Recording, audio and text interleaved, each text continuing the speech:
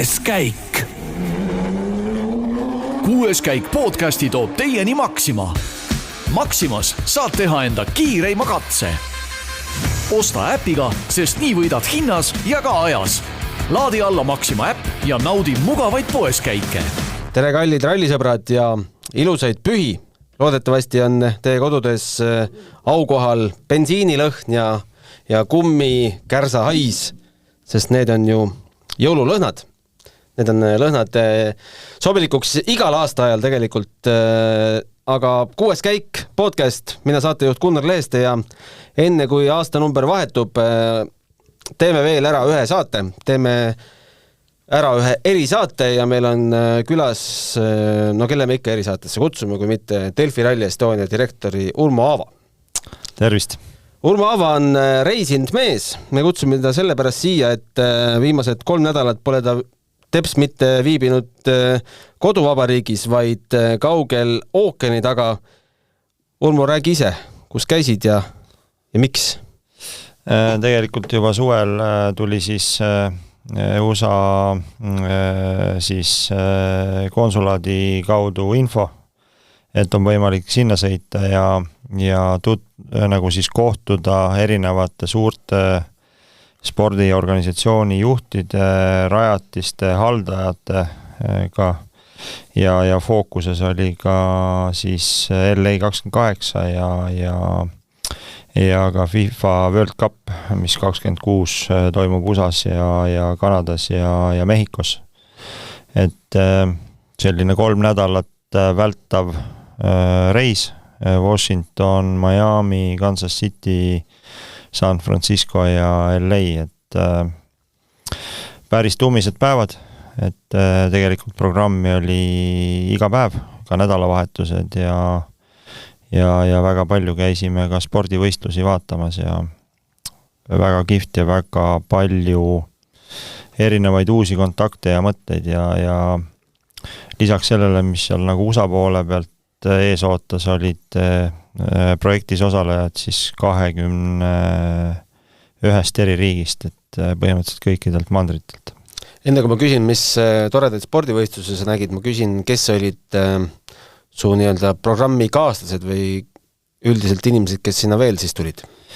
Jaa, et võib-olla nagu riikide kaupa ei hakka lahkama, aga päris palju oli siis erinevatest riikidest just kas siis kultuuri- või spordiministeeriumite või ka haridusministeeriumite siis tippametnikke. Oli ka siis, ma ei tea, jalgpallitiimide tippjuhte, pesapall ja ka erinevaid siis võistlussarjade promootoreid, et ja võistluse korraldajad poole pealt olingi siis mina ja siis Norrast üks härrasmees, kes korraldab seal siis suvisel ajal Norra kõige suuremat rattavõistlust, et ja talvel korraldab ka suusavõistlusi, et erinevatest eluvaldkondadest, aga ikkagi nagu spordi poole pealt tipptegijad. Millised jalgpalliklubid? Isegi seda Brasiiliast üks klubi, aga ma nime nüüd ei ütle niimoodi paugust, et kuna ma ei ole, tunnistan ausalt, läbi ja lõhki autoralli mees, siis ega ka USAs mul vaadates NBA mänge või siis Ameerika jalgpallimänge, et siis jah, nii kaua ma seda vaatasin, proovisin nagu jälgida, aga liiga palju mängijaid ei tea ja liiga palju tiime ka ei tea, et olen võhik. Selle koha pealt läks võib-olla nagu vett vedama, aga need loogikad ma sain sealt kätte ja need emotsioonid ja kuidas seal sporti suureks tehakse ja missugused rahad seal liiguvad ja vahest on täiesti arusaamatud need rahasummad ja millal siis on erasektor väga tugevalt taga ja millal riigi pool ja millal osariik ja millal linn ja kuidas seda kogukonda kaasata ja et väga palju inspiratsiooni sain sealt. Mis need toredad võistlused siis olid näiteks? No ma võib-olla räägiks üldisemalt, et USA on ju teada, et Ameerika jalgpall on seal väga populaarne, aga ilmselt see mäng jääb mul esimeseks ja viimaseks, et minu jaoks oli see päris nagu piinarikas. Ei, ma sulle ütlesin juba, et ma praegu, mul on nagu liiga palju infot igast päevast ja mängu... Ühesõnaga, päevikut sa ei pea? Päevik tuleb, ma teen siis kokkuvõtte, võin ka sulle selle saata, siis sa võid seda jagada, et päevikus on kõik täpselt olemas, aga jah, praegult ühtepidi olen suhteliselt väsinud ja nüüd paugutada neid kõiki mänge ja neid, kes seal mängisid ja mis seisud olid. Et... See on nagu ülekuulamine. Jah, see on väga hea, ma saan üleüldiselt, et politsei ka ei lase magada ja lamp näkku ja... Jah, et Ameerika jalgpall pigem tekitas segadust, et kuidas saab olla ma ei tea, areenil seal 50 000 pealtvaatajat ja nad suudavad seda mängu üle 3 tunni jälgida, siis teistpidi NBA jättis väga hea mulje, et kuidas seal kogu aeg on energia üleval, ma ei tea, erinevad sihtrühmasid kaasatakse nii koha peal kui ka telekate taga ja seal nagu mitte korrakski ei kadunud energia ära. NBA klubi mäletad ikka, kes kodumeeskond oli? Me käisime nii mitmel mängul, et ei mäleta. Paned nüüd praegu heasse olukord. Aga tuleb päevik, vaata, siis ongi see, et praegu on lolli mulje, aga pärast huvitavam lugeda. Mis siis võib-olla kõige silmi avavam oli, mis sa sealt kaasa tõid? Mis ma sealt kaasa tõin, on see, et kui meil siin suurte spordirajad, see ei ole kuidagi nüüd, ütleme niimoodi, et neid mastaape ei saagi võrrelda. Aga kui me Eestis pingutame väga tugevalt, et siis investeerida miljoneid, 10 miljoneid või mingil hetkel 100 miljoneid, siis seal ilmselgelt käib miljarditest jutt ja proovisin ka siis aru saada neid äriloogikaid. Et võib-olla minu küsimused olid liiga otsekohased, aga ma alati seda küsisin, et kui keegi investeerib näiteks 3,5 miljardit mingisse spordirajatisse, et mis seda investeeringu tagasitootluse nagu ootus on, siis neid vastuseid ma ei saanud, aga selle reisi ajal ma sain aru, et seal võib-olla jooksvalt ei oodatagi seda tagasi, aga pigem vaadatakse seda pikka perspektiivi ja kui siis mingit rajatist müüa, kas siis klubiga või ilma klubita, et siis kui oled 3,5 miljardit sisse pannud, siis mingil hetkel on väärtus, ma ei tea, 7, 8 või 10 miljardit, et seegi käib sellise nagu tuleviku spekulatsiooni pealt ja omamoodi selline ühiskondliku nagu mõju ja staatusega kauplemine, et see on nagu täiesti teistmoodi ja see kultuur on seal nagu hästi arenenud ja üsna vana ja miks see saab juhtuda, on see,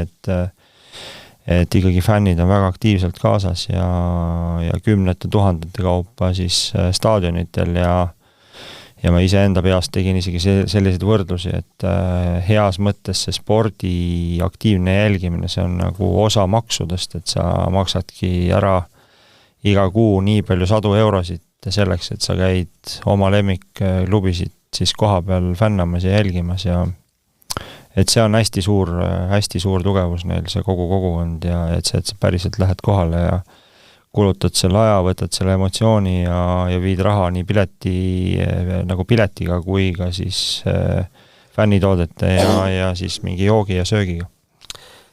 Kes need inimesed olid, kellele sa said oma küsimused adresseerida? Keegi klubijuhtidest, spordijuhtidest? Ja seal oligi hästi paljud. Me tegelikult nii erinevate klubijuhtide, rajatiste juhtidega, pigem rohkem oli rajatiste juhte ja turundusinimesi, et ikkagi nagu tippinimesed ja nende, kes saime küsida.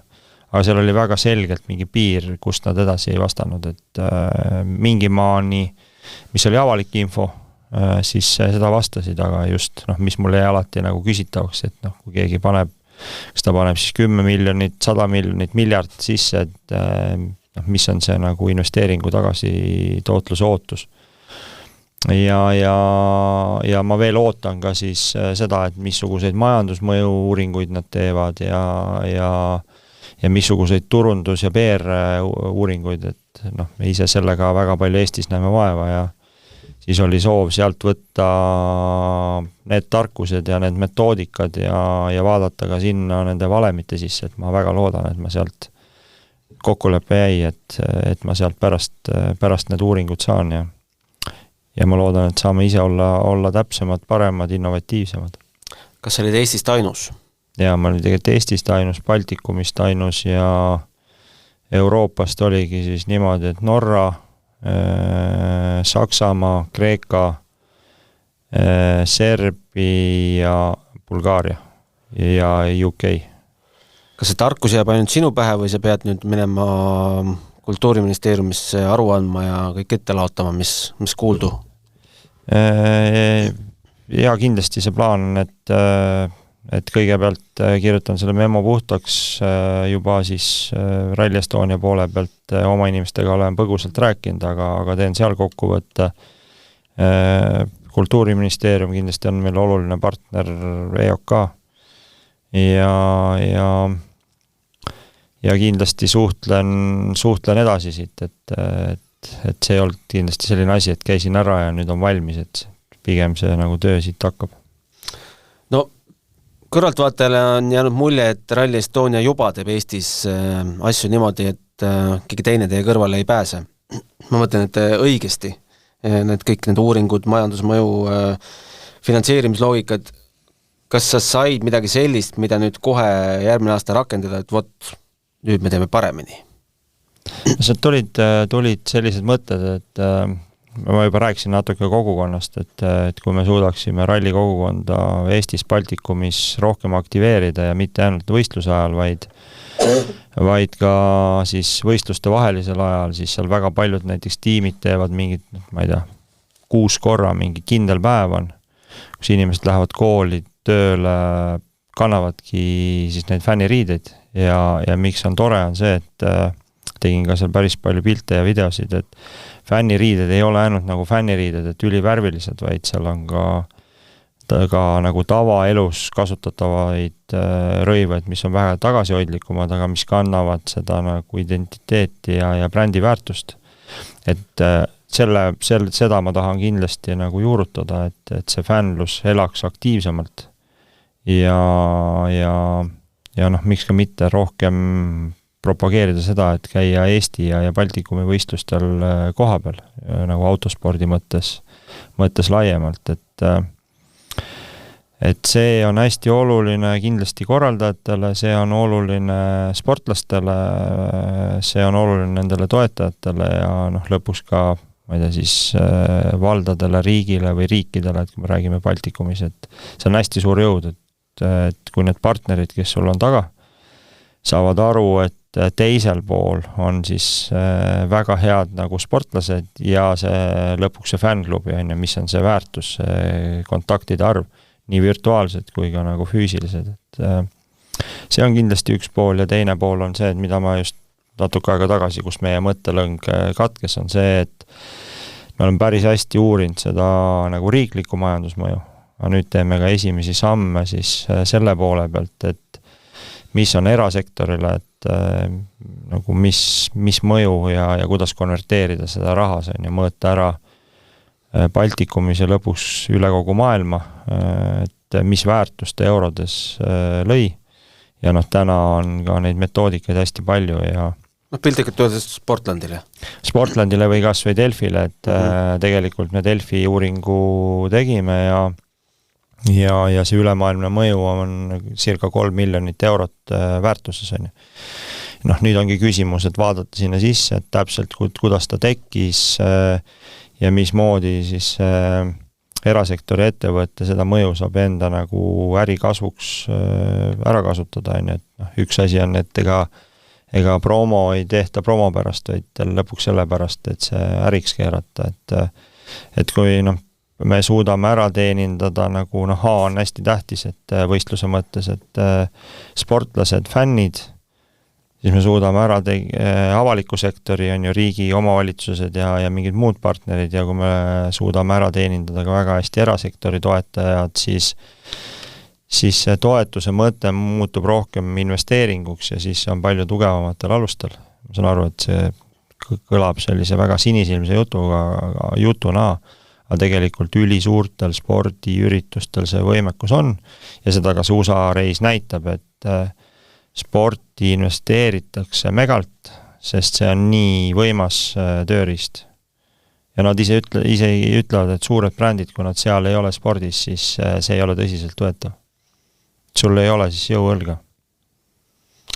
Seda mõtet ei tekkinud see ringireisi jooksul, et mida ma siin Eestis nökitsin, et võiks hoopis USAs palju suuremat asja teha. Ja, ei, mul seda on nagu küsitud palju, ma kindlasti nokitsen Eestis edasi ja ma ei tea, mul ei ole mingisugust tahtmist mingile suurele turule minna, ma tunnetan seda, mis siin on ja ma näen mega suurt potentsiaali ja see innustab mind, kui ma läheksin USA turule või mingile mujale turule, siis ma arvan, et mul oleks keeruline, mul ei oleks seda turutunnetust ja ilmselgelt ma läheksin raha pärast midagi tegema, mitte sellepärast, et mul on mingi mega hea mõte midagi ellu viia, et Eestis on mõtteid väga palju ja ma arvan, et ma oleks väga rumal, kui ma siit ära läheks. Kas seda osa ka kuskilt ääriveeri puudutati, millele ka Ott ühes intervjuus mõned päevad tagasi tähelepanu juhtis, et meie spordialal, nimetame meie spordialaks rallit hetkel, on actionid küll, aga ei osata seda võib-olla välja näidata. Ehk et igal tiimil võib olla oma dokumentaalfilm, igal sarjal võib olla oma mis iganes kolmas asi, millega inimesed saaksid end samastada ja seda läbi elada. Ja ma arvan, et need dokumentaalid kindlasti Vormel 1 on ju näidanud, et see töötab väga hästi, et kaasata sihtrühmasid erinevas vanuses, erineva soo järgi, et ma mõtlen, kas seda toodi näiteks kuskil? Sellesse me ei läinud, aga seal on, kus sa nagu süvened seal kohapeal, sa saad aru, et see dokumentaal on isegi selline nagu hügeen, see on nagu must be, aga seal ongi, ta on elu osa. Nad elavad, hingavad nagu igas hetkes seda. Ja nad on uhked selle üle ja tegelikult promootorid, korraldajad oskavad seda väga hästi ära kasutada. Et võta kas ju lihtsalt NBA mängud, nii kui siis mingi mõtlemisaeg võetakse, siis on mingi tantsutrupp ja ei ole see, et on ainult need nagu siis ametlikud tantsutüdrukud. Erinevas vanusegrupis seal isegi 50 pluss tantsisid. Vahepeal ka täiesti väga loogiline mõte, Indiast mingi suurem nagu tantsurühm. Et kui sa mõtled, et täna India kõige suurem riik maailmas 1,4 miljardit on, siis sa saad kohe aru, ilmselt on nagu võimekus ka seda mängu siis nagu Indiast jälgida, sa saad nagu sihtrühma suurendada, nad on nii kavalad, kuidas nad fännitooteid siis selliste kahuritega lasevad rahvasekka, kuidas nad rahval lasevad tantsida, näitavad seda koha peal, kes on siis ägedamalt riides, tantsib ägedamalt, pluss siis nagu live ülekannetes. Nad hoiavad nagu selle rahva kogu aeg sellises heas melus sees, ei lase seda energiat maha ja tegelikult fänn läheb õnnelikuna koju, hakkab juba mõtlema, millal ta järgmisena läheb kohale, millal ta vaatab neid mänge, et see peabki elu osa olema. Korraldustiimis on inimesi ka kindlasti rohkem. Ja seal on ikkagi kümnetes, kui ma nüüd toon mingid võrdlusi näiteks ka siis Unibet Areenaga, siis seal on nii väikseid areene me ei külastanud, aga ikkagi kui seda võrdlusi, siis seal on pigem nagu miinimum on 10 korda on rohkem inimesi.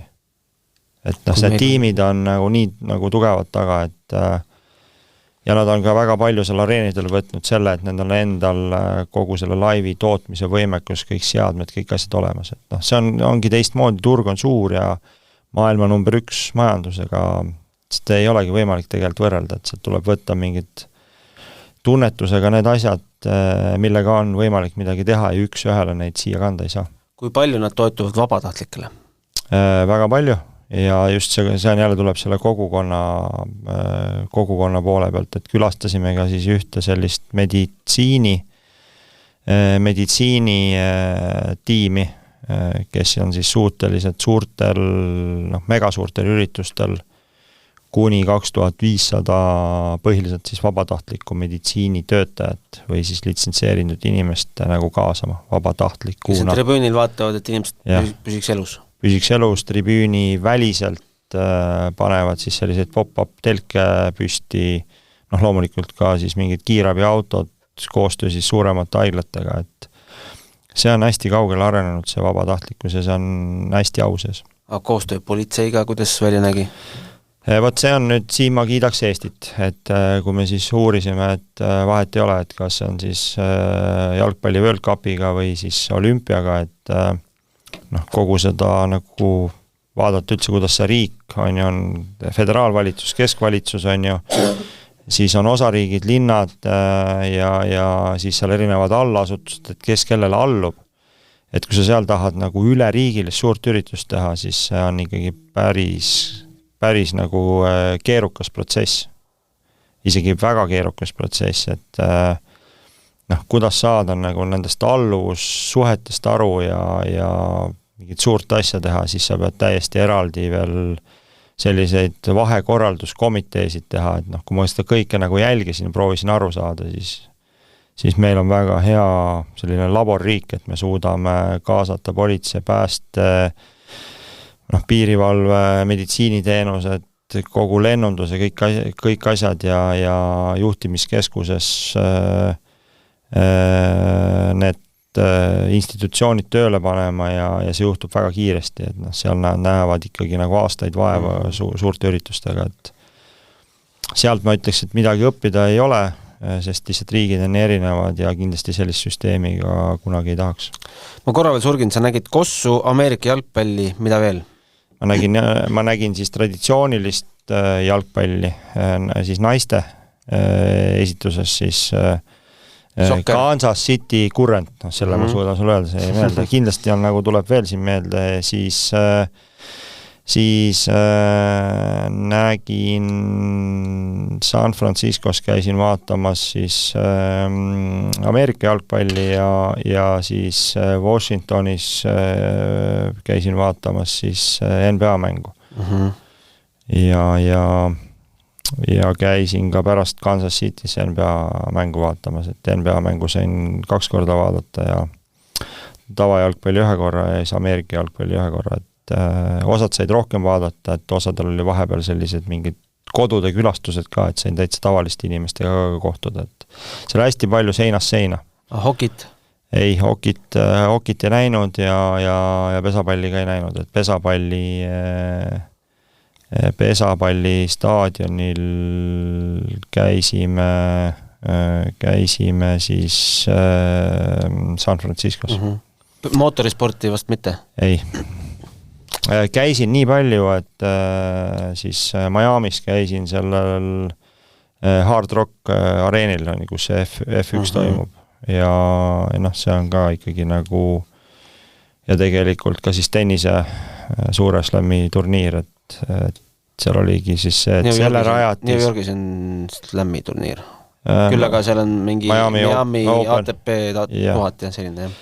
Väga hästi, et sa parandad mind, et oleks pidanud sind kaasa võtma, siis oleks spordis pädevam olnud, aga jah, siis hinnanguline väärtus siukene $12 miljardit, siis sellel kogu spordirajatisel, et ma ei tea, kus nad selle võtsid.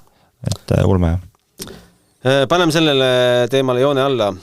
Räägime ka rallispordist aastal 2025. No lõppes see selliselt, et üks mees ei pidanud kõiki etappe sõitma ja tuli ikkagi maailmameistriks. Pean silmas Sébastien Ogier, kelle vanus, ütlen nüüd peast, on 40 ja...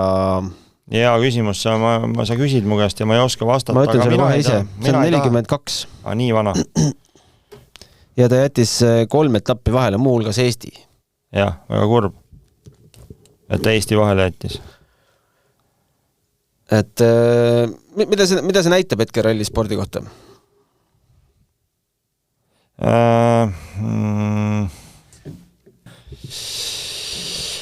Et on maad küll vanadele meestele?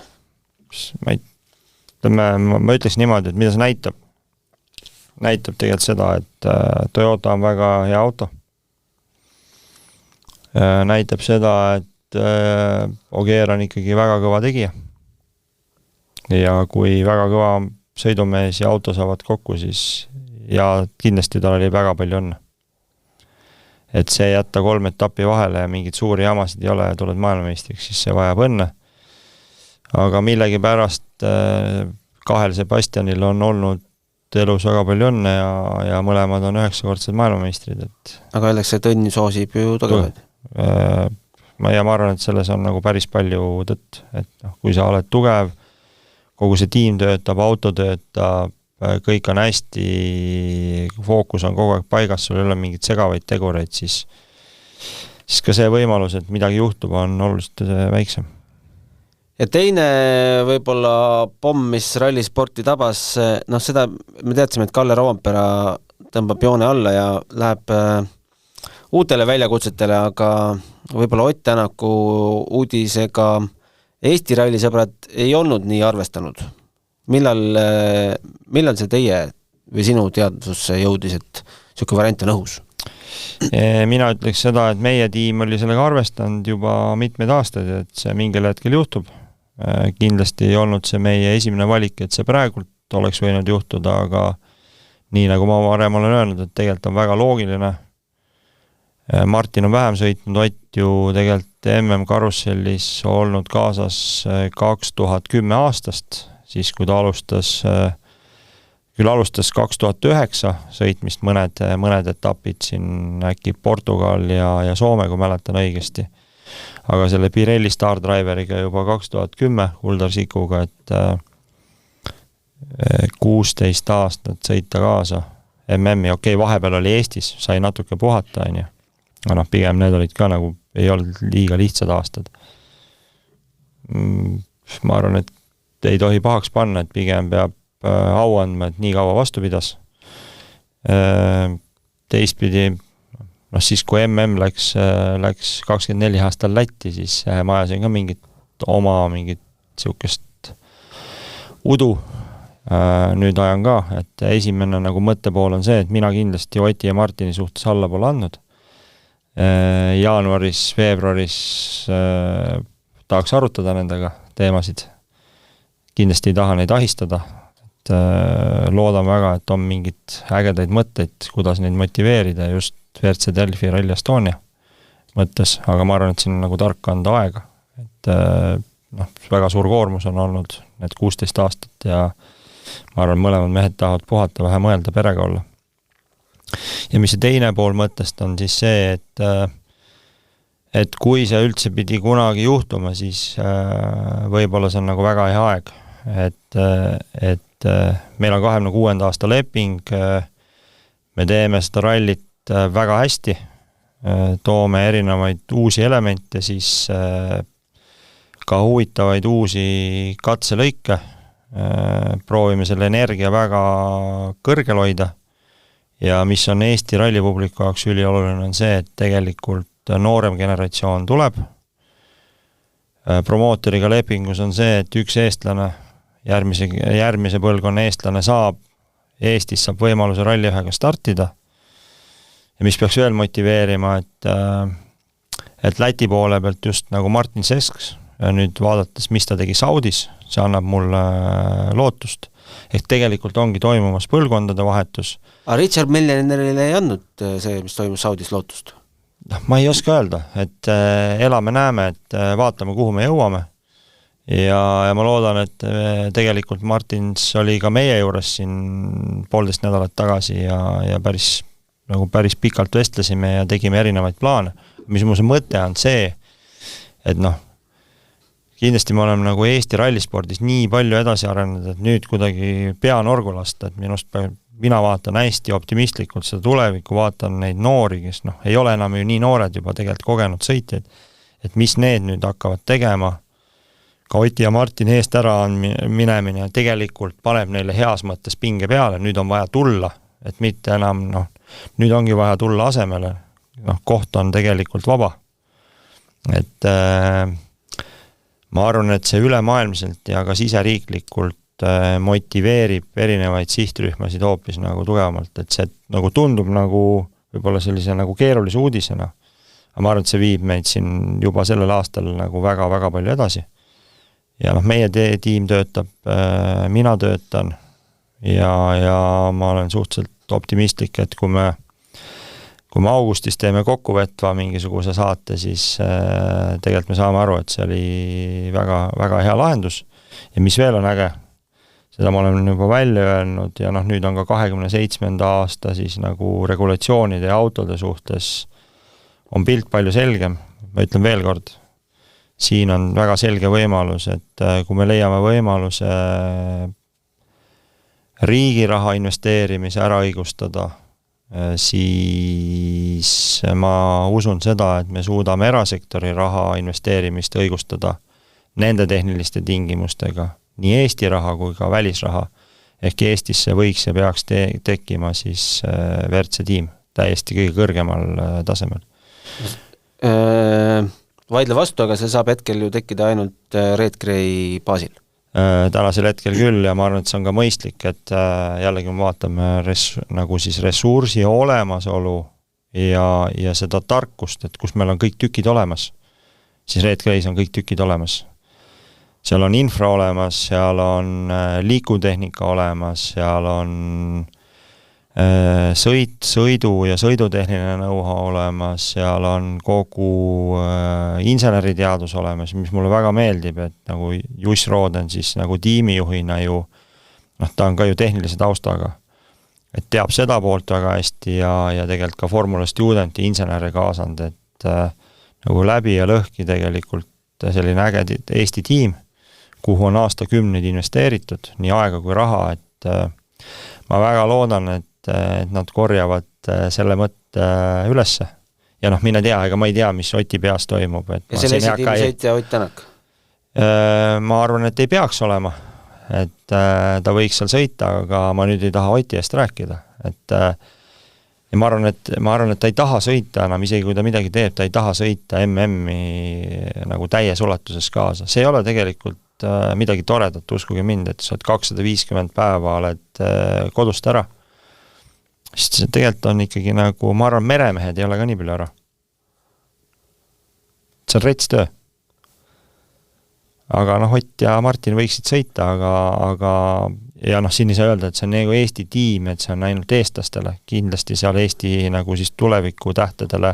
Võib ka lätlastele. Aga ta peaks olema, sellest, et ta peab olema nagu täiesti elujõuline äriühing, kes suudab kanda nagu seda Eesti identiteeti, brändi, aga ka teenindada oma siis erinevaid kommertspartnerid, kes on teenuse ostjad või siis reklaami ja PR-ostjad, et seal ei saa olla see, et nüüd nagu teeme eestlastele Eestisse tiimi ja ajame ainult seda Eesti asja, et see ikkagi peab olema palju suurem ja mastaapsem äri ja kogu seda loogikat olen ka küll siis nagu olemasoleva promootoriga, kellega võib-olla liiga palju ei peaks seda arutama, ootan siis huviga, millal see uus promootor välja tuleb, et kui nüüd 27 aasta regulatsioon läheb nagu täie hooga töösse, siis ma ütleks, et võiks suhteliselt kiirelt olla selline kindlasti 20 autot ja lähi 3 aastaga selline 30 autot, ehk ka see teletoode tuleb ringi mängida, et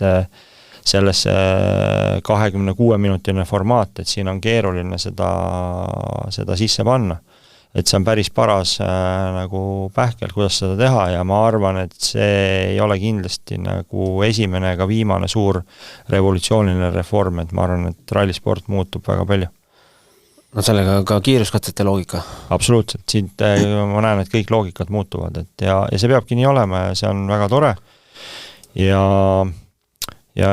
nüüd tahan selle Oti mõtte kuidagi ära lõpetada, et ma tahaks anda Eesti fännidele, kogu Baltikumi fännidele nagu selle nagu lootuse kiire, et nüüd Ott ja Martin on nagu teemast maas, siis noh, kindlasti see 26 ei ole mingisugune kogu nagu rallispordi ärasaatmise aasta, et noh, teeme ära ja saadame kuidagi viisakalt ära.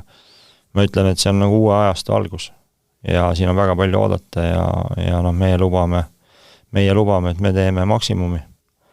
No õnneks noored, kiired mehed on alt tulemas. Robert Virves, me teame, sõidab Škodaga. Romet Jürgenson, me teame, sõidab WRC2 M-spordiga. Kas ka ralli üheks autoga võib olla lootust Rometil? Ma ei tea seda täna, et noh, nagu suures, laias laastusega meil on Virves, Jürgenson ja Linnamäe. Linnamäe on eemal olnud, et mida kauem ta on eemal, ma spekuleerin, lõpuks see otsustaja on ju promootor, on ju, sest et küll meil on leping, et promootor investeerib selle siia turule tagasi, aga kuna see ei ole, ta ühtepidi toimub WRC Delfi Rally Estonial, see aktsioon, aga ta on selle mõttega, et siis noori tuua siis selle tipptasemel sporti rohkem, on ju, ja teha selliseid edukaid lugusid, nagu Martin Seskiga on tehtud, on ju. Siis promootor otsustab, et meil on selline nõuandev roll. Kui sa nüüd tahad mingit konkreetset vastust, siis ilmselt kõige loogilisem on, et see sinna nagu M-spordi väravasse kuidagi maandub, et me kõik teame, et oled sa nõus, see natukene selles mõttes ebaaus, et Robert on ju selles hierarhias, tahame või ei taha, eespool? Ma isegi ütleks, võtaks siit emotsiooni ära, kui me võtame tulemused, siis jah, ei olegi nagu vaielda. Aga seal on nii palju aspekte. Esiteks, mida ma tean, mida promootor vaatab, ta vaatab mingit suuremat pilti ja kuidas see on seoses FIA-ga, siis tegelikult on vaja leida tiim, kes selle auto paneb välja. Škoda endale ralli üks autot ei ehita. Škoda üks ralli autot ei ehita, seal tekib veel see küsimus, et nagu mismoodi mingi bränd suhtub mingisuguse sõitja siis laskmis teise brändi autosse, et seal on nagu nii palju detaile. Et ühesõnaga, hetkel on kõik variandid laual? Kõik variandid on laual ja mida meie ootame seda, et uus promootor on siis valitud, et me saame siis selle uue kehaga küll ilmselt vanade inimestega edasi minna, sest praelt kõik on külmutatud. Me ei saa ühtegi kokkulepet lõpuni viia. Et ma tunnen siin tõsiselt kaasa Monte Carlo ralli korraldajatele, kes peavad rallit korraldama, et meie õnneks saame... Mis see kuupäev on, mille me nimekirja juba teada saame? Kohe või? See peaks kohe siin tulema, jah. Et Monte ralli korraldajal kindlasti nagu selle promootori võimaliku vahetusega siin kohe ei ole lihtne, on ju. Sa pead midagi arutama, ühtepidi on nagu istuvad inimesed on paigas, aga me tunnetame juba aasta aega seda, et nii kaua, kui on see nagu promotsiooniettevõtte müük olnud, siis selliste väga lennukate ideedega sinna nagu eetrisse lennata ei ole mõtet, et see on arusaadav ka. Me teeme, et Romet on stardiseks Montes? Kui see nüüd seal kaugel reisil oli, minu arust see uudis tuli ära? Jah, no ütleme, et siin vaata ei ole ainult mitte tavaspordivõhik, vaid ka nagu rallispordivõhik nagu välja tuleb, aga ilmselt sa oled palju pädevam. Ma tõesti seal liiga palju ei suutnud. Jaa, on Monte, kindel. Delfi ausõna. Delfi ausõna. No väga hea.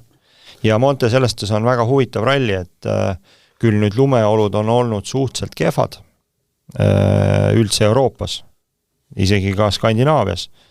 Siis kui me räägime Montest üldse, et mida rohkem on Montes lund ja jääd, seda suurem on võimalus tegelikult, ma ei tea, siis Põhja-Euroopa meestel või ükstapuha kellel, sest seda lotot on seal nii palju, et see, et sa oled asfaldil väga hea, siis seal see ei aita. Ma ei tea, kas sa nägid, aga vahepeal avaldati ka WRC 27 regulatsioonide põhjal koostatud auto visuaal. Olen seda lugenud, seda jõudsin lugeda ja see ongi selle pealt, mida ma julgesin öelda, et tegelikult on esimene ja viimane hetk. Jah, olen neid visuaale näinud ja olen ka seda tehnilist infot lugenud ja väga loodan, et see hind oli vist 345 või 349 000 eurot, mis on see piir. 345, jah. Jah, et ma väga loodan, et sellest hoitakse praegusest 50% soodsam. No kui keegi on nii kõva mees ja toob ära Toyota Rally 1 auto 700 000 euroga, siis ma tahan seda pulli näha. Ma arvan, et isegi 1,2 miljoni euroga on keeruline seda ära tuua. Et need autod on täiesti ebamõistlikult kallid täna ja veel ebamõistlikult. Võib-olla kasutatud variandid ei saad? Sa ei saa kättegi seda üldse, no mine osta. Jätan tegemata. Ja minul ka ei ole seda võimalust, et mis sa seal ikka lähed. Vahet ei ole, kas ta maksab 300, 600, 900 või 2 miljonit, ikka jääb ostmata. Aga kõik need muud asjad, mis sellega kaasas käivad, nende regulatsioonidega tunduvad sulle loogilised ja kirjutaksid alla? ma kirjutan sellest, kus kindlasti on seal väga palju auke, väga paljud asjad on vaja läbi mõelda, detailid on vaja ära lihvida. Fakt on see, nii me jätkata ei saa. Ma arvan, et selles ei ole vaidluse kohta. Ja kui me tahame jätkata siis sellistel alustel, mis kaasaks rohkem tootjaid ja täna ainult mitte autotootjaid, vaid ka seal kirjeldatakse siis nagu erineva, nagu ka tuunija tase on ju.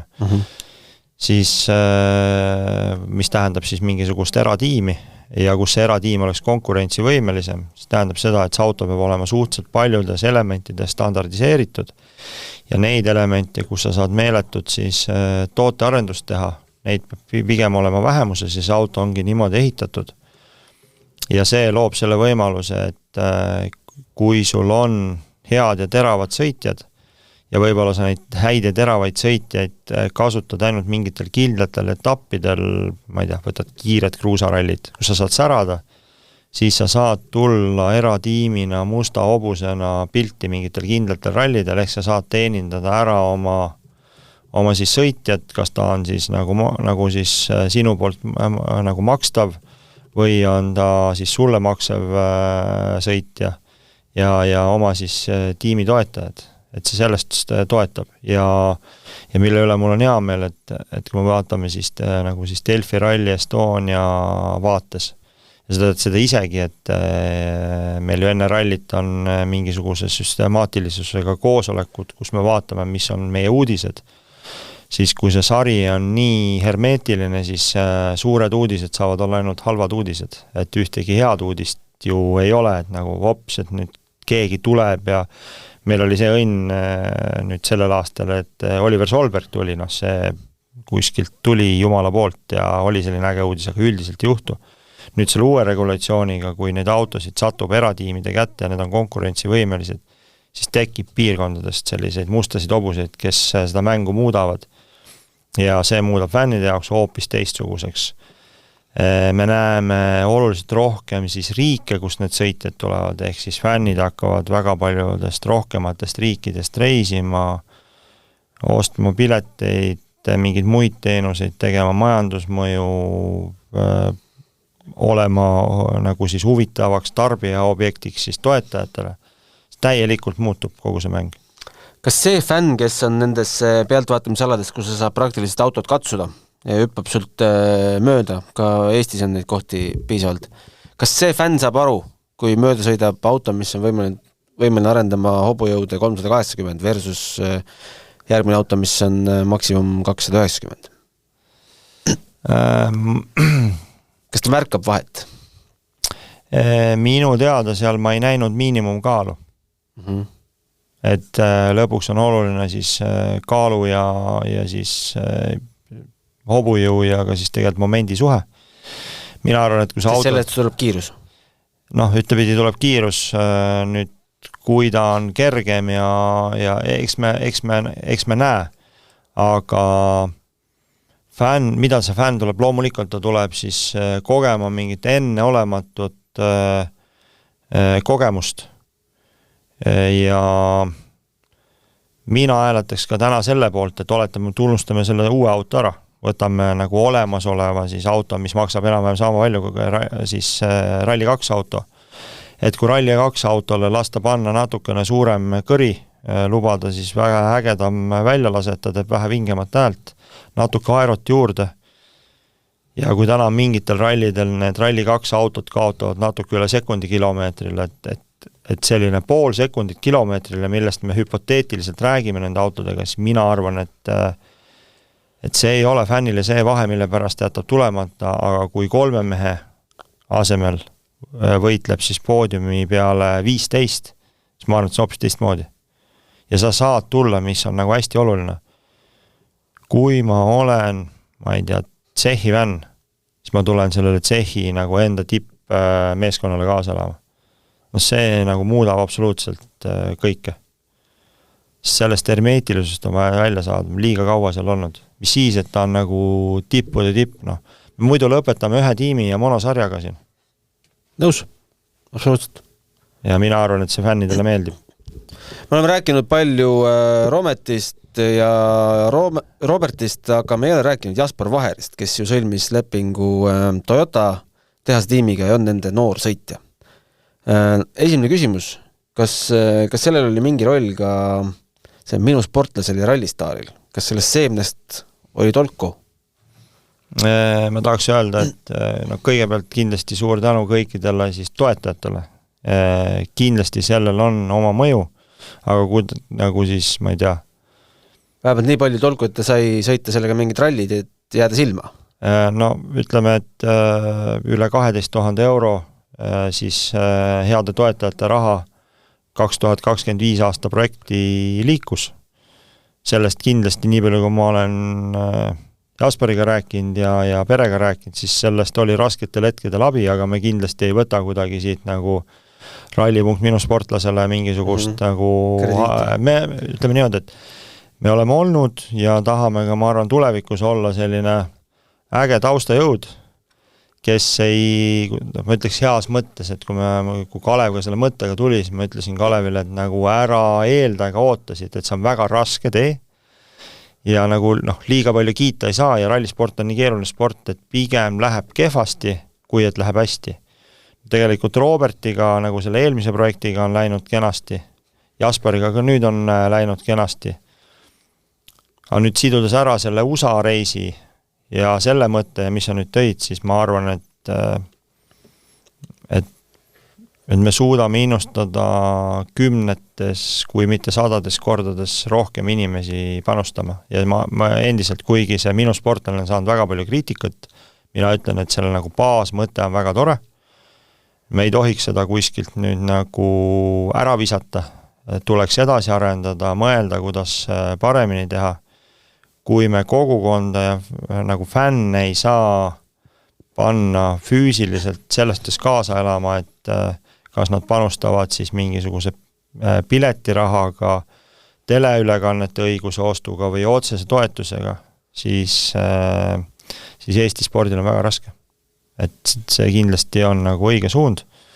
Ja tulles siis Jasperi juurde, siis tegelikult on ju tegemist väga ägeda sportlase, noore mehega, ja kes ei ole ainult siis nagu tubli rallisportlane, aga ka on väga tõsiselt võtnud ette enda nagu siis juba ammu siis traditsioonilisi sporti teinud ja just nagu murdma suusatamist, et ja nii palju, kui ma olen ta rääkinud, ta ei tohtinud sellest projektist väga palju rääkida. Toyota noorte. Ja siis ka see füüsiline pool oli kindlasti tal nagu kindlasti väga kiire sõit, tema suhtumine, tema mehaaniku ja insenerioskused, aga just see, et ta füüsiliselt oli nagu nii palju tugev. Ja tegelikult äge oli see, et ju ega Enok oli ka seal projektis sees, et võtame siis väikse Eesti ja miks me räägime, sina ja mina ja kindlasti väga paljud nagu rallispetsialistid, et räägime, et nii head seisu mitte kunagi ei ole olnud, siis ei ole ka olnud, kuidas noori tekib järjest.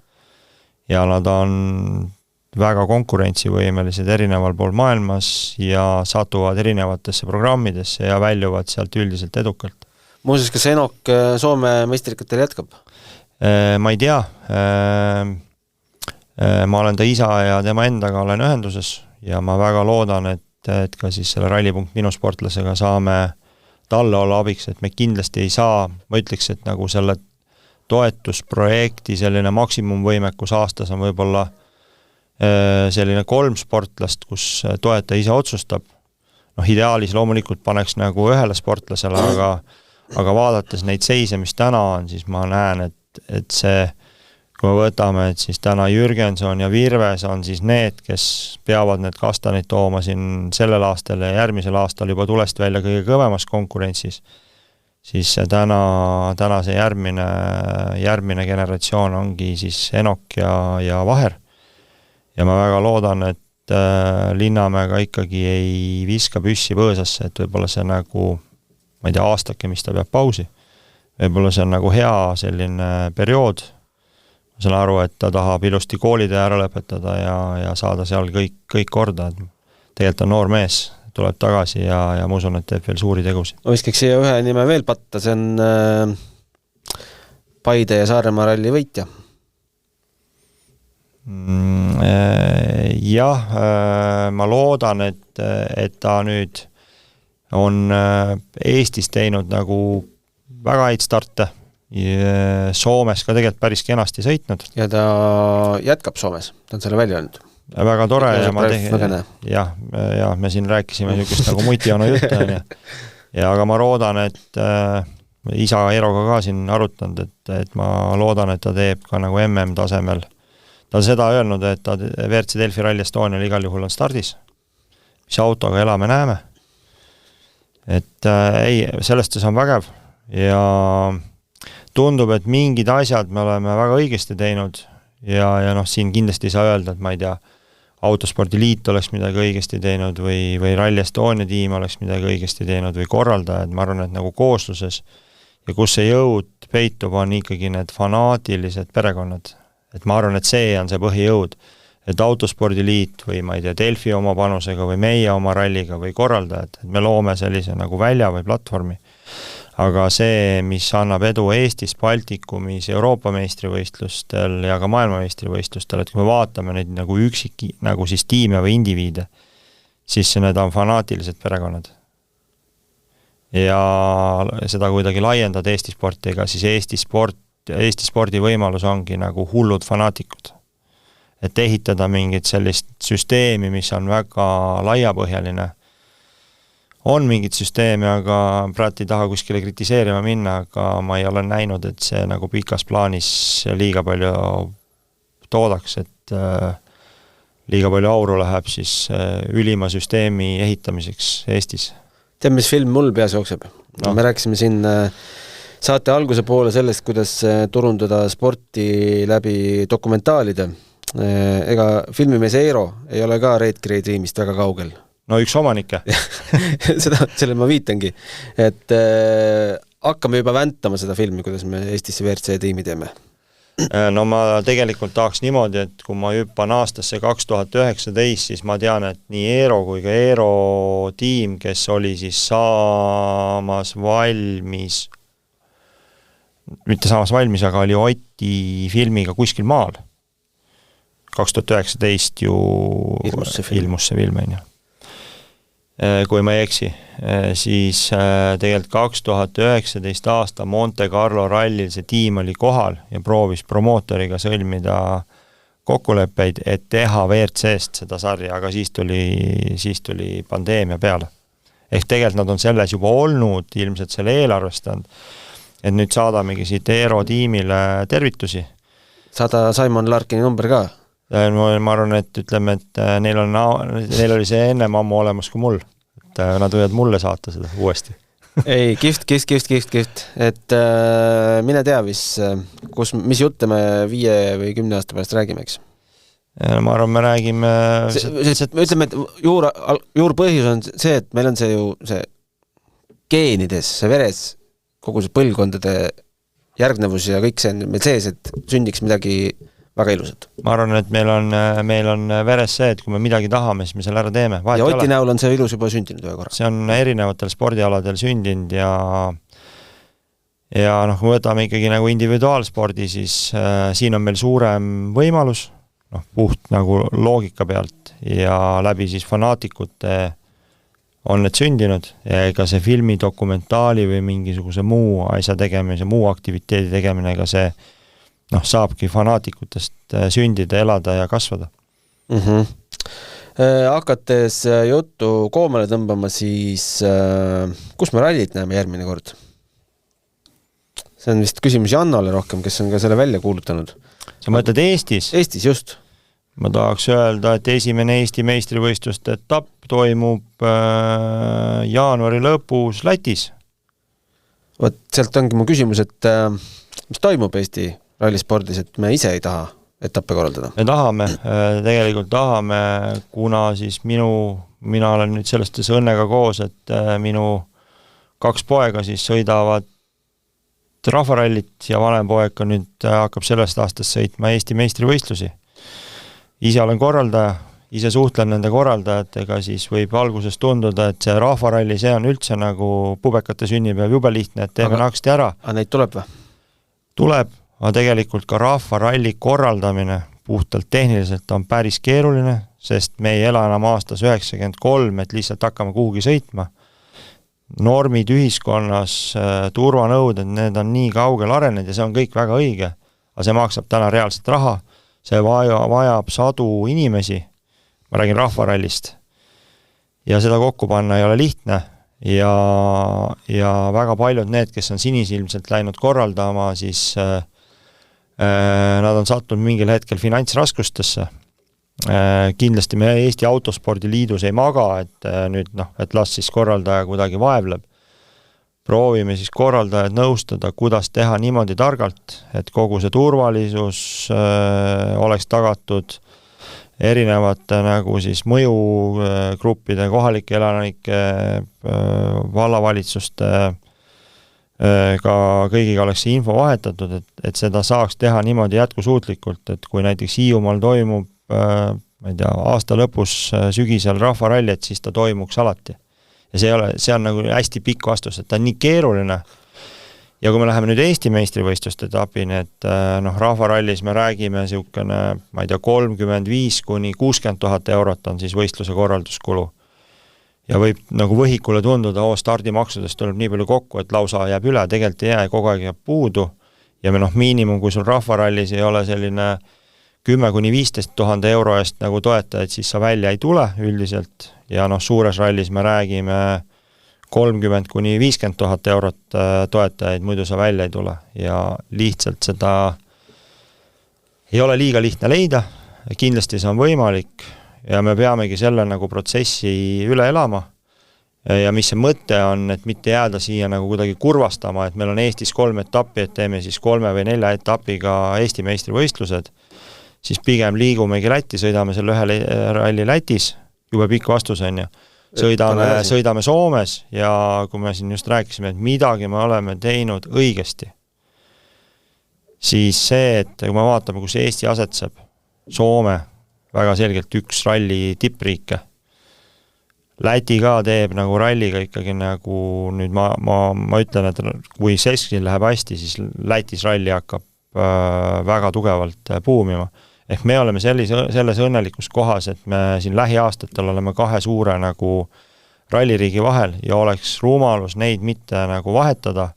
Ja kui me, ideaalis oleks see, et kui meil ongi näiteks 6 etappi, 4 Eestis, aga siis rahvarallidega koos, meil oleks siis 4 etapil Eestis 6 korraldaja soovijat, kes siis osaliselt teevad mingil aastal teevad rahvarallisid, siis teevad Eesti meistrikaid.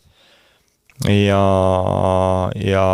kui sa vaatad täna ju rallis Delfi jälgijaid, me kõik teame, et ralli lendab, see tähendab, et tarbijad teisel pool ekraani all, kohale ju tipprallidele tuleb ka ju 10 000 inimesi, et siis ma arvan, et sellist aja küsimus, millal me selle suudame nii rahvaralli kui ka Eesti meistrivõistluste nagu tasemel ära rahastada. Ja see, et me käime 2 korral väljas, isegi ütlen, et see on väga hea. Ja me ei tohiks teha niimoodi, et me ei käi väljas, et meie noored sõidavad kogu aeg seda sama X, Y ja J rallit ja mitte kunagi me sealt eemale ei lähe. Ma isegi kaaluks vahepeal Leetu minekut. Lihtsalt sundida mugavustsoonist välja ja just see noortel on hästi oluline. Ja päris lõpetuseks räägi veel lühidalt ka sellest, mis Martin Sesk siin tegi. Ma tean, et teil on üks koostööprojekt. Me tegelikult saame väga selgelt aru, ma ei tea, kui palju sul eetriaeg on, aga ma vastan siis. Kõigepealt kiidan Delfit, kiidan ka TV3 ja TV6. 2023 aastast meil olid viimased siis nagu pealtvaataja, sest et Euroopa meistrivõistlus on midagi muud, et viimasest WRC-st 11% välisturiste. 2025 27%. Ja tegelikult väga suure mahu tegid 2 turgu ära siis Soome ja Läti. Läti number 1 turg, 11% välisturiste Lätist. Ja nüüd ongi see sama jutt, mis ma rääkisin 23 aastal, kui me käime MM-ist ilma, et oodake, las lätlased teevad meile selle turu valmis. Ja siis me saame seda ära kasutada kuidagi mitte nagu ülbelt, et nüüd me kasutame seda Läti WRC ralli korraldust ja Martinsit, et Martinsiga meil on juba üle-eelmine aasta hakkasime suhtlema, eelmine aasta tegime juba väga head koostööd ja Läti turg on meil hästi strateegiline turg ja Martinsiga tuleb erinevaid projekte, erinevaid koostööid. ja ma täna usun, et ta ka tegelikult kõnetab Eesti fänne. Et see koosolek oligi pigem see, et me rääkisime kõik detailid läbi, mida me hakkame tegema. Nüüd on siin natuke rahuliku perioodi, veel timmime ja siis tegelikult jaanuarist juba stardime temaga erinevate siis nagu kommunikatsiooni PR-projektidega ja siis füüsiliste projektidega, et Teil on ka väike rallikooli mõte? Jah, siin tegelikult Janno on mega tubli. Janno veab siis Aava siit on tegelikult on ta MRF Tires, siis Aava siit on ralliklaabi siis rallikool, et kus me sellel aastal siin põhiliselt talvel teeme siis esimese piloodi 24 noorsportlasele siis selline 9 loengut siis siia sügisesse ja kevadesse, kus me räägime nii sõidutehnikast, sõidame reaalselt, räägime siis auto siis tehnilisest poolest, inseneeria poolest, vaimsest ettevalmistusest, füüsilisest ettevalmistusest, turundamisest, psühholoogiast, toitumisest, kõigest sellest, millest legendi kirjutamisest, analüüsimisest. 12 noort? 12+12. Palju kandideeris? Janno oskab täpselt öelda, aga äkki 46. Et algus oligi plaan, et teeme 12-le, siis saime aru, et tuksis ja õnneks on meil kenasid toetajaid ja just see nagu toetajate kaasamise mõte oli see, et viia selline rallikool ja sellega siis osalustasu viia nii mõistlikuks, et võimalikult paljud noored saavad osaleda. Ja õnneks saime siis läbi EAL-iga 2 noorele anda siis tasuta kohad, et lihtsalt saadagi tulla tasuta seda tarkust omandama ja vaatame, kuidas meil see läheb. Kui see läheb hästi, siis me kindlasti seda laiendame ja Martin Sesks on ka lubanud siin kaasa lüüa. Kutsuge Delfi ka. Kutsume kindlasti, sest et ma arvan, et see on huvitav. See on tehniline ja lõpuks ju meil on vaja lava. Aga miks 12+12, mis see pluss seal taga näeb? Sest me nägime, et kandideeris nii palju, me arvasime, et võib-olla kandideerib 20, sest me enam-vähem tunnetasime seda, et mis, ta ikkagi maksab midagi, see kõikide asjade tegemine maksab. Ja me arvasime, et nii palju neid ei tule, aga tuli neid soovihaldusi nii palju, et kõik kahjuks loomulikult ei saanud, sest see 24 on ütleme, et me anname endast parima, natuke kardame, et äkki ta võib olla liiga palju, aga pigem siis kaasame spetsialiste rohkem. Lihtsalt rohkem ei ole võimalik, halb on öelda seda sõna, me ei ole tootmisüksus, me ikkagi nagu tegeleme spordiga, ei ole võimalik läbi lasta kvaliteetselt. Väga vahva. Aitäh, Urmo, siia väsinud peaga saatesse tulemast ja ilusad pühade aega sulle. Ja pea ei olegi väsinud, aga peaga on kiilakas. Seda ta tõesti on. Aga head pühad aega sulle ka, kõik ilusaid, head jõuluvana ja rahulikke pühi ja kõikidele kuulajatele ja sellist ägedat spordi aasta lõppu. Ja tõmbad isegi punase kuue selga? Ei tõmba, sest et ma ei usu, see jõuluvana värk ei tule välja, aga küll spetsialistid tõmbavad Lapimalt. Ja aitäh kuulamast ja 6. käik on järgmine kord eetris, kui mitte varem, siis Monte Carlo ralli nädalal ja paneme edasi. Aitäh, kõik head! 6. käik podcasti toob teieni Maxima. Maximas saad teha enda kiireima katse. Osta äpiga, sest nii võidad hinnas ja ka ajas. Laadi alla Maxima äpp ja naudi mugavaid poeskäike.